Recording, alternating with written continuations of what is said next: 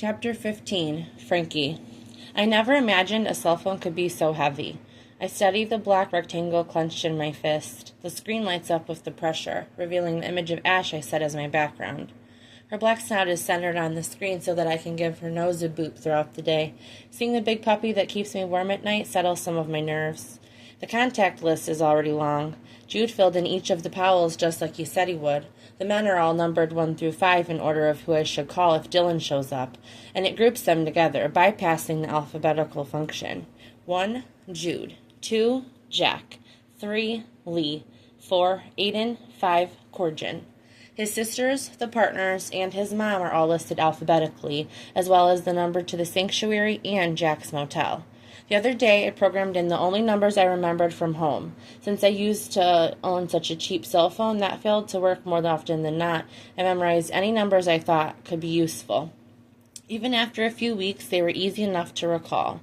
Lola from the boutique where I sold my art, 2 other friends from home, and my mom, or my parents.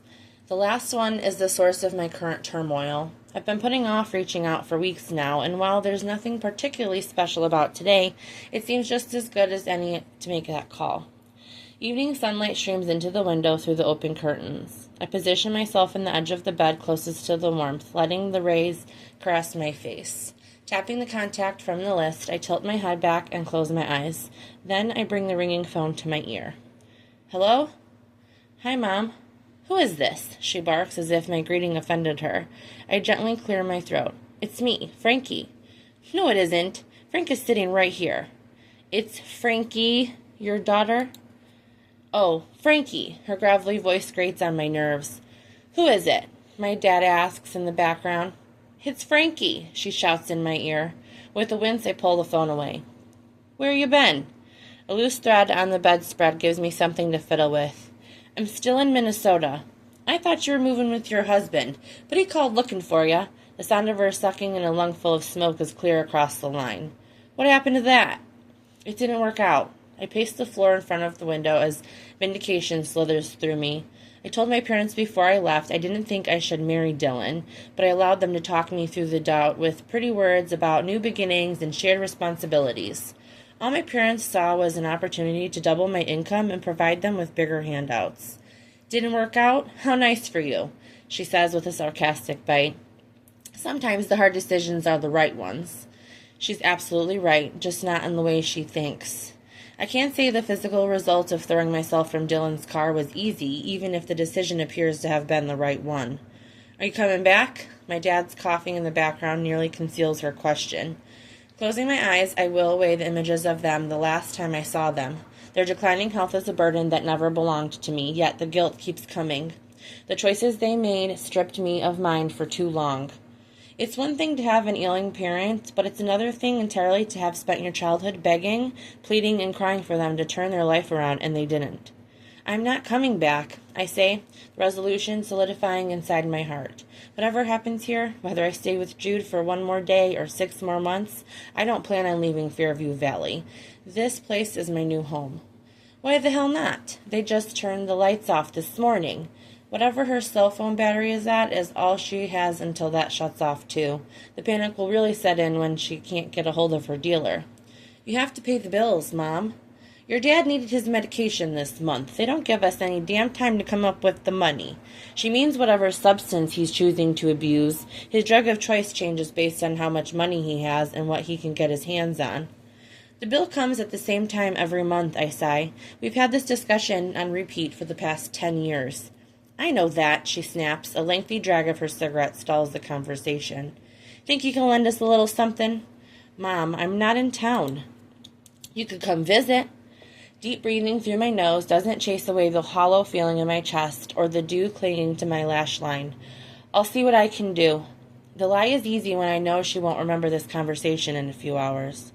I've got to get going. Tell Dad I said hi. I'll call you soon. Mom ends the call. As I pull the blank screen away from my face, the tension bleeds from my shoulders. My lungs expand with a deep breath for the first time since I picked up the phone. It's done. It's over. That is until the next time I feel the pull to call, because no matter how badly they've treated me, I can't seem to fully let them go. After trading the phone for the sketchbook on the nightstand, I set out in search of Jude. Ash follows me out of my bedroom and down the stairs. I run my fingers over her soft fur as we descend, and she takes off after the rest of the pack. What day? Jude's deep voice sounds from the kitchen. Uh-huh. Twilight paints the horizon in purples and grays out the window over the sink. Jude clocks me the second I step around the corner and yanks a stool out from the island. While holding the phone to his ear with one hand, he points at the vacant seat with the other. Sit, he mouths. I follow his command. He lingers at my back as he speaks into the phone. The heat of his chest seeps into my cotton t-shirt, chasing away the remaining chill from my own phone call. A strong urge to lean back and let him envelop me plagues my thoughts. His sturdiness gives me a comfort I'm unaccustomed to. Completely blacklisted. Make sure Hunter knows. Yep, I'm not looking to make it easy on him. The room falls silent again while Jude listens to whoever is on the line. He moves across the room and I instantly miss his warmth. He fiddles around at the stove. A blast of heat moves around across the kitchen as he opens and closes the oven door. The scent of something sweet and sugary wafts closer. Just glad to hear he's gone. Thanks. Yeah, well, let me know if he comes back. Bye, Jack. Jude's cell lands on the island with a clatter. He turns around with an oven mitt on one hand, the oversized thumb wrapped around the edge of a cookie sheet. Am I dreaming? The melted chocolate morsels make my mouth water as I watch Jude carry what appears to be a tray of chocolate chip cookies closer. My stunned silence doesn't stop him from his explanation. Thought we could use some dessert today. I bite the corner of my lip. Jude doesn't miss the motion as he drops his stare to my mouth. His heated eyes narrow and his nostrils flare. I can't help but wonder if he's thinking about the kiss we have yet to talk about. With his attention on my lips, it's the only thing on my mind. I know he liked it. The passion between us was undeniable. The way he dragged me closer wasn't just for show. If he wasn't interested, he could have held still while I pressed my lips to his. But he really sold it. Sold it so much that I'm convinced it might have meant something more between us. But we haven't spoken a word about it. No, not a can't wait to kiss you again, not a we should talk about that kiss, not a don't ever proposition me with something so silly again, not one thing. The moment is nothing but the memory of his hand in my hair, cradling the back of my head, his thick thigh between my legs while his tongue stroked mine. A memory that I, personally, would like to experience again. Coming out of his freeze, Jude drops the tray to the counter. He pours a glass of milk for each of us and passes one to me across the island. He settles in on the other side, a hip against the edge, his t-shirt stretched tight across his chest. I reach eagerly for the glass, if only for something to distract me with before I start rambling. Who knows what's liable to come out of my mouth when he stands in front of me like that, all warm and inviting. How's Jack? The topic feels innocent enough. This turn of events has firmly taken my mind off my own disappointing phone call. He said Dylan checked out of his motel on his own yesterday. He's not allowed to come back. Your kiss must have worked. I sputter around a drink of milk. Does he have freaking telepathy? Jude smirks and reaches for a cookie. Help yourself. Thanks, I croak. The warm treat melts against my fingers. A welcome bite provides a decent distraction. Buttery chocolate goodness explodes in my tongue, followed by a slight vanilla aftertaste. What other secrets are you hiding? This is really good. Jude flinches, but recovers quickly. It's Juniper's recipe. She brought them to a family dinner, and everyone demanded the recipe. You must have a sweet tooth to make them yourself at home. Jude pops the second half of his cookie in his mouth. A crumb clings to his lower lip. If he was on this side of the island, I'd wipe it off. Or perhaps lick it. I live alone. If I want some cookies, I'm more than capable of making them myself. So you're saying tonight you wanted some cookies? I wanted to have them for you. It's my turn to freeze. My brain blanks, and I scramble for an adequate response, but Jude continues. You're stuck here. You don't have a car, and you're stubborn as hell about asking for what you want. Haven't met a woman in all my years who didn't want a cookie now and then. He cocks an eyebrow in challenge. I reach for a second one, and his stance relaxes. You might not want to spoil me. I could eat a cookie like this every single day. There's another dozen in the oven, so this batch will last you a while. Something he said sticks with me. The cookie in my mouth feels dry, going down as I work up the courage to ask. How many women have you met? My face flames. Jude frowns. Not many. I think it's obvious I keep to myself, isn't it? I squirm in my seat under the intensity of his silver gaze. But you have needs, right? Jude's lip twitch. the hint of a smile playing on his sinful mouth. Are you asking me how often I get laid, Frankie? No, I'm not asking how often you get laid, Jude. God, that's none of my business. It seems to me like you want to make it your business. Well, I don't. I set my milk down a little too hard, the glass clanking off the laminate. Picking up my sketchbook, I flipped to the page I was working on and bury my attention in my drawing.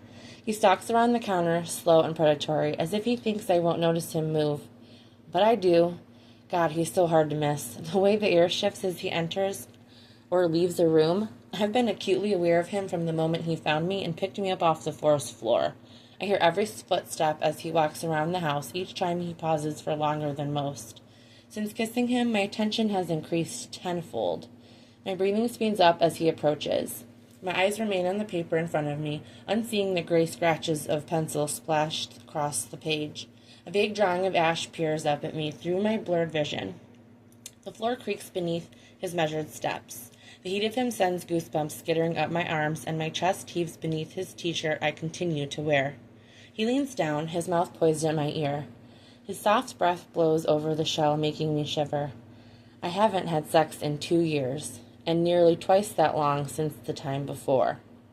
No girlfriends, no ex-wives. The sketchbook slips from my fingertips and hits the floor with a loud, startling crash. The unexpected sound surprises me. I slip in my seat and accidentally knock my glass over. The remaining milk flows across the counter in a turbulent white river as the glass rolls dangerously towards the edge. Jude leaps into action. I turn to catch the cup before it can shatter, and we collide. My cast smacks him straight across the forehead. Shit, he grunts, one hand covering his head. The other cradles my rogue glass against his stomach a second before it plunged off the counter and shattered. I'm sorry. I wince, my arm twinges. Thankfully, it's had time to heal since the accident, or that might have hurt a lot more. A deep laugh slips free from Jude. And here I thought I had the upper hand. Never assume you're going to win. I always have a trick up my sleeve, I retort through my mortification.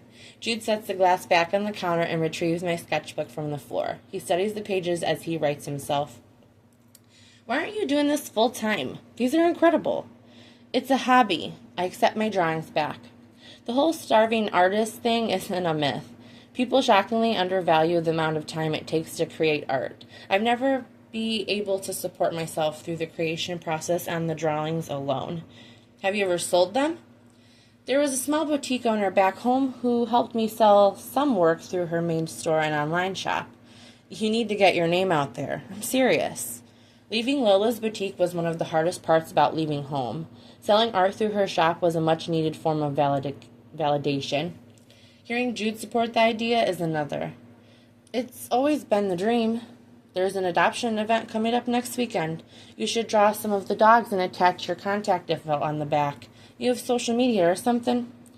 I have an Instagram account, but I haven't checked it in ages. I only had access to it at the public library. Jude, I don't think anyone is going to buy drawings of dogs. I could give them for free with the adoption. Maybe, but people talk, and getting a free custom pet portrait with each purchase will help both animals and you. It could work. I can easily draw in my free time, and hanging around these adorable canines isn't a hardship. I can give it a shot. Good, and when you're caught up, I'm going to need you to make me one of Ash. The dog crosses from the other room and the sound of her name and bumps her nose into my knee. What do you think, girl? You want me to draw you on a canvas? From where she sits next to my leg, her tongue lolls from her mouth, and she gives an excited bark. I think that means yes. I scratch her fluff between her ears.